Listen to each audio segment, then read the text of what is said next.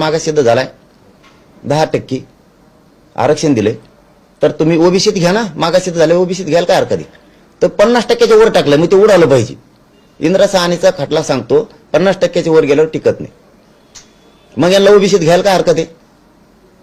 ते नाही करत हे, याला 10% घ्यायला लावा, नसता याला गुतवा. हे षडयंत्र यांचं सुरू आहे. माझी मराठा समाजाला फक्त शेवटची एवढीच विनंती, आपण एकजूट राहा आणि शांत चित्तानं बघा. आता कोण आपल्या लेकरांचं पिढ्याना पिढ्याचं मिळणारं आरक्षण न मिळावं म्हणून वाटोळं करायला लागलाय आणि त्याचा नेता मोठा व्हावा म्हणून किती ताकद लावली त्यांनी. मंत्री बघा, ते आमदार बघा, असे पेटलेत, अशी टोळी माझ्या विरोधात उभा केली. अरे मी शेतकऱ्यांचा गोरगरिबांचा लढा लढतो, गोरगरिबांसाठी.